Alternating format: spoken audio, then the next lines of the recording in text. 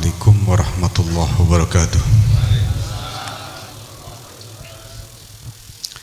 Bismillah walhamdulillah, salatu wassalamu ala rasulillah Sayyidina Muhammad ibni Abdillah wa ala alihi wa sahbihi wa man tabi'ahu wa nasarahu wa wala. La hawla wa la quwwata illa billah. Amma ba'du, qala ta'ala fi kitabihil karim, a'udzu billahi minasy syaithanir rajim, alhaakumut takatsur hatta zurtumul maqabir. Sadaqallah wa sadaqa Rasulullah sallallahu alaihi wasallam. Guru kita yang sama-sama kita doakan selalu, insyaallah beliau selalu diberkahi Allah, diberikan kemampuan untuk menjalani hidup dengan bimbingan Allah, dan insyaallah beliau selalu diangkat derajatnya oleh Allah Subhanahu wa taala. Al-Ustadz Kiai Haji Abdul Hakim beserta segenap keluarga besar yang hari ini dalam suasana berduka selalu mendoakan kepada orang tua kita Hajjah Alawiyah yang baru dipanggil oleh Allah Subhanahu wa taala. Mudah-mudahan yang dipanggil diterima di sisi Allah dengan baik. Para guru, para ustadz, para kiai, para hujjaj, para pejabat, insyaallah semuanya hari ini diberikan keikhlasan untuk mendoakan almarhumah yang baru saja dipanggil oleh Allah Subhanahu wa taala. Pertama dan yang utama tentu bersyukur kehadirat Allah Subhanahu wa taala. Karena hari ini kita menjadi syuhadaullah fi ardihi. Bahkan bukan jadi syuhadaullah fi ardihi, kita juga ikut menghantarkan saudara kita, orang tua kita yang baru saja dipanggil Allah. Wa kama tadinu tudanu. Apa yang kau lakukan itu nanti balasannya begitu juga. Kalau kita sering doain orang, nanti insya Allah kalau kita udah nggak ada umur, banyak juga kali yang doain kita. Tapi kalau jarang-jarang ngumpul, jarang-jarang ikut doain, pas kita mati jangan-jangan nggak ada yang ingat kali. Wa kama tadinu tudanu. Balasan itu sesuai dengan yang kita lakukan juga. Tuhan bayar tuntas, Allah bayar tuntas. Jadi begini yang kamu lakukan, begitu juga yang akan kamu terima. Hari ini mudah-mudahan kita ikhlas, mudah-mudahan tulus, dan pasti sampai. Karena bacaan Quran itu adalah bacaan yang paling mulia, bacaan yang paling mulia. Quran itu adalah kalamullah. Quran itu adalah kalamullah. Maka semua yang kita baca itu sinarannya akan sampai. Orang yang hidup di zaman sekarang taunya hidupnya materialistik. Dikit-dikit yang berkaitan dengan materi. Kalau yang sifatnya spiritualistik tidak dipercayanya. Itu sih belum tentu. Yang dibutuhin cuman materi.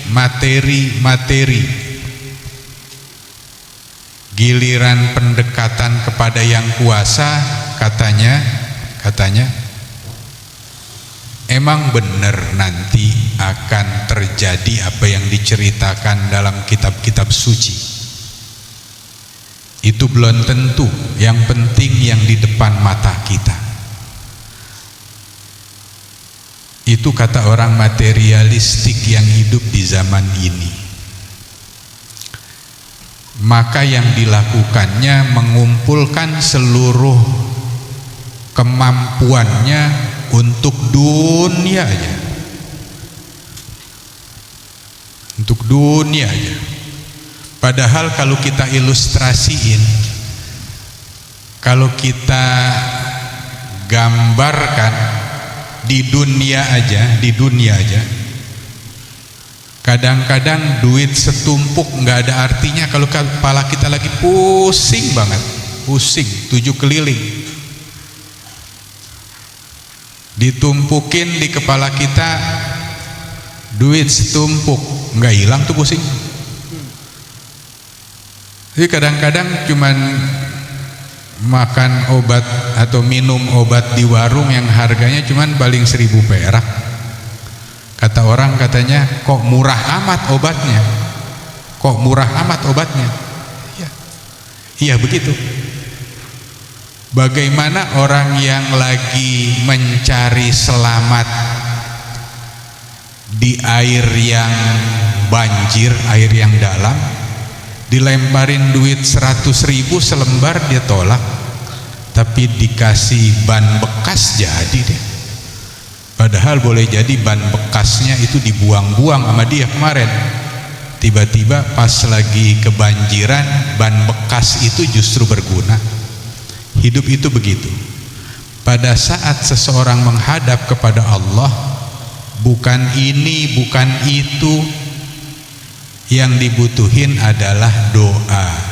Orang yang masih hidup nganterin mereka, dan itu yang meningkatkan derajat beliau di sisi Allah. Meskipun kata orang katanya, kita berhadapan sama Allah itu tergantung amal kita sendiri. Kita tergantung amal kita sendiri. Nah, kalau orang doain sampai apa enggak? Ini memang agak susah juga. Tapi kita yang yakin udah yakin aja. Tapi ilustrasinya begini. Dalam hidup kita berinteraksi. Hari ini saya punya sahabat banyak. Ada sahabat saya yang saya nggak kenal secara langsung, tapi ada orang yang memperantarai kenalnya seseorang kepada orang lain itu karena orang lain gitu. Kenapa? Oh, si fulan itu temennya guru saya, temennya guru saya, begitu. Maka nyambunglah mata rantai antara satu dengan yang lain. Ketika seseorang mendapatkan musibah, ada orang yang jauh nggak jelas dari mana dia ngikut karena dibawa oleh guru kita misalnya. Padahal kenal juga enggak sama yang wafat misalnya kalau dia enggak kenal sama sekali misalnya. Kenapa? Karena guru kita ngomongin bahwa si fulan itu orang baik. Maka sebenarnya kebaikannya dia itulah yang menggerakkan orang lain. Kebaikannya itulah yang menyebabkan orang lain mau mendoakan. Itu masuk dalam kategori usaha dia juga.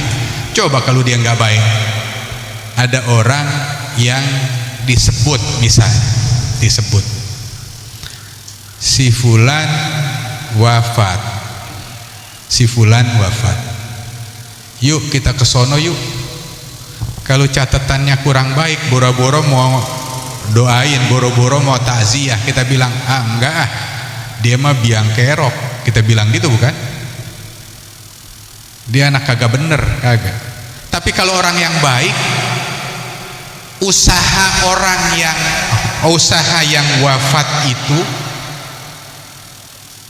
membuat dirinya punya citra sendiri bagi orang lain. Ada catatan, si fulan wafat, kita ke sono yuk gitu.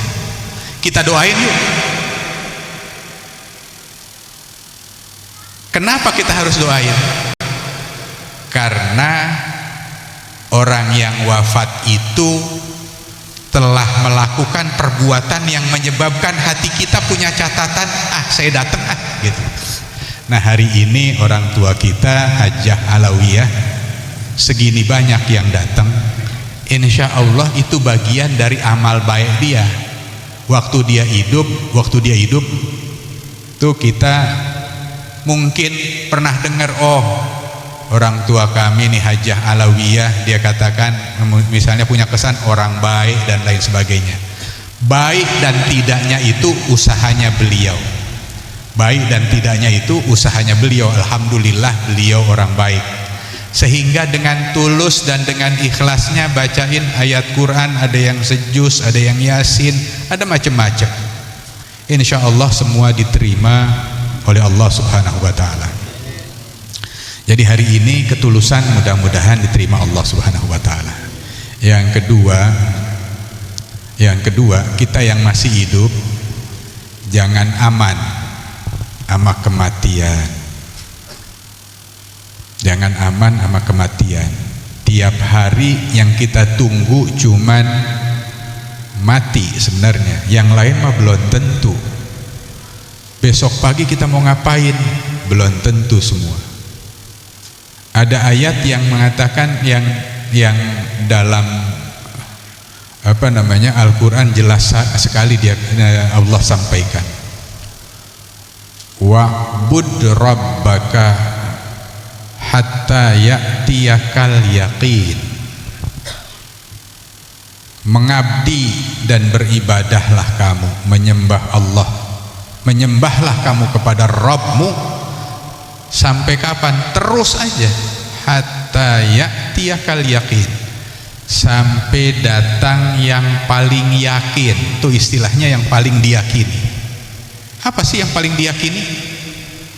Semua ahli tafsir mengatakan tidak ada kata lain yang paling diyakini dalam hidup ini, nggak ada, kecuali satu. Siapa? Mati. Mati. Jadi yang paling kita yakin itu mati, pasti. Yang lain besok kita hidup apa enggak? Zon. Boleh jadi syak, bisa jadi iya, bisa enggak. Seorang mati itu bukan karena sakit, bukan karena tua, bukan karena lemah, bukan karena miskin, bukan karena bodoh, bukan karena terbelakang, bukan karena nggak ada dokter, bukan semuanya. Lah dokter mati, bukan karena lifestyle, gaya hidup, bukan juga. Pokoknya mati itu cuman karena Allah. Kalau ungkapan dalam bahasa Arab itu mati itu cuman satu, mati pokoknya. Ta'addadatil asbabu wal mautu wahidu. Yang beda cuman sebabnya.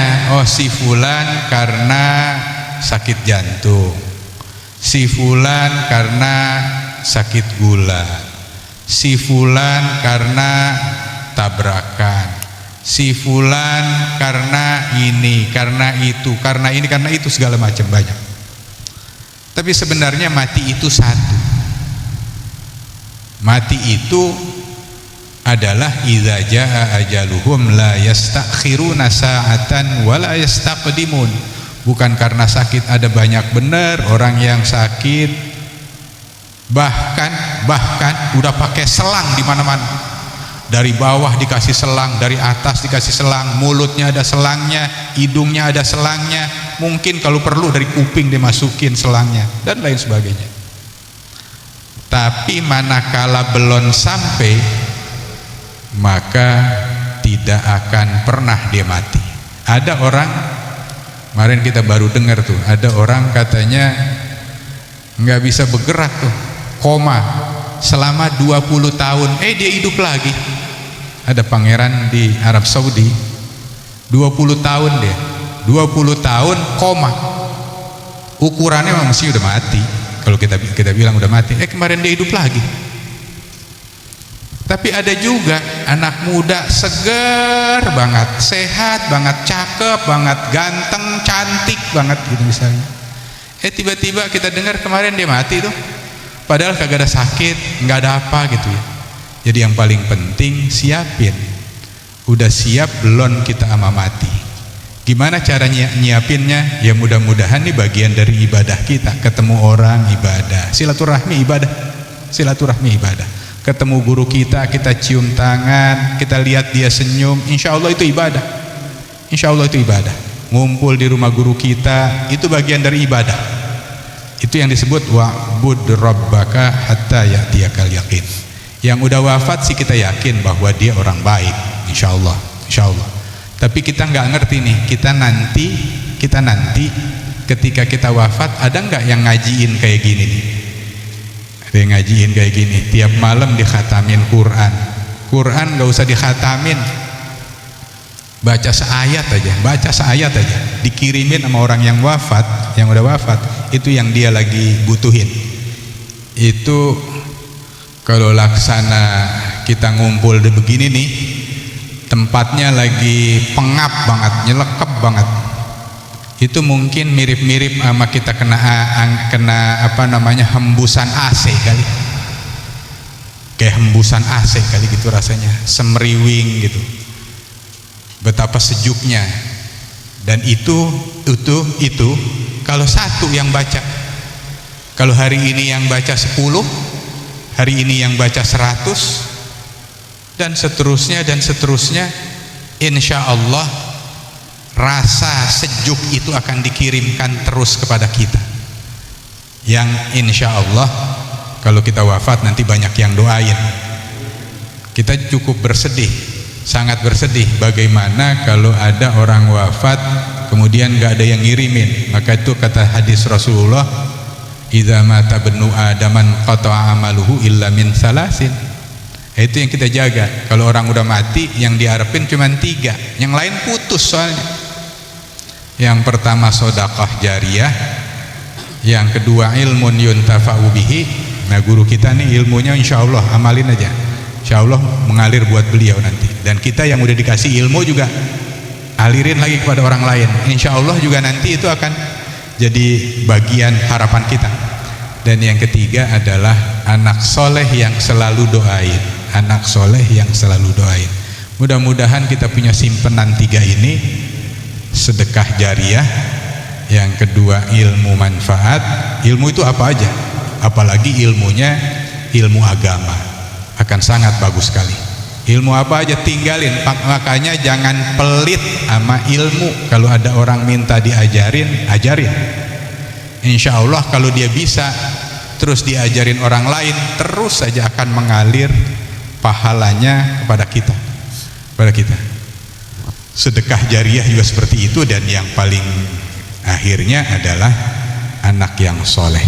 Mudah-mudahan guru-guru kita dan orang tua kita yang baru saja meninggal, anak-anaknya semua anak-anak yang soleh dan solehah, cucunya juga cucu yang soleh dan solehah, yang insya Allah doanya diterima Allah Subhanahu wa Ta'ala, sehingga beliau yang baik itu akan mendapatkan ganjaran yang baik di sisi Allah Subhanahu wa Ta'ala. Itu saya kira untuk nasihatin diri saya. Dan insya Allah alladzina yastami'una al-qawla fayattabi'una ahsanah. Mudah-mudahan malam hari ini semua doa kita diterima Allah, dan mudah-mudahan Hajjah Alawiyah al-Maghfurlah, Ibu Hajjah, orang tua kita Ibu Hajjah Alawiyah, di alam kuburnya selalu diterangi oleh Allah dan diberikan kesejukan oleh Allah Subhanahu wa Ta'ala sampai nanti akhir hari kiamat, dan dikumpulkan kita sama-sama di surganya Allah Subhanahu wa Ta'ala. Hadanallahu wa iyyakum ajma'in wal afwa minkum wallahul muwaffiq ila aqwamit thoriq. Assalamualaikum warahmatullahi wabarakatuh. Terima kasih kami ucapkan kepada guru kita yang telah menyampaikan sedikit nasihat agamanya. Kita doakan mudah-mudahan beliau dipanjangkan umurnya, disehatkan badannya oleh Allah Subhanahu wa Ta'ala. Jemaah sekalian, demikianlah rangkaian acara pada malam keempat ini. Sekali lagi mudah-mudahan apa yang kita baca tadi diterima oleh Allah Subhanahu wa taala. Dan juga kami tetap mengundang kepada jemaah sekalian yang mungkin mempunyai luang waktu untuk bisa hadir sampai dengan malam ke-7. Mungkin dari saya cukup sekian. Hadanallahu wa iyyakum ajma'in. Assalamualaikum warahmatullahi wabarakatuh.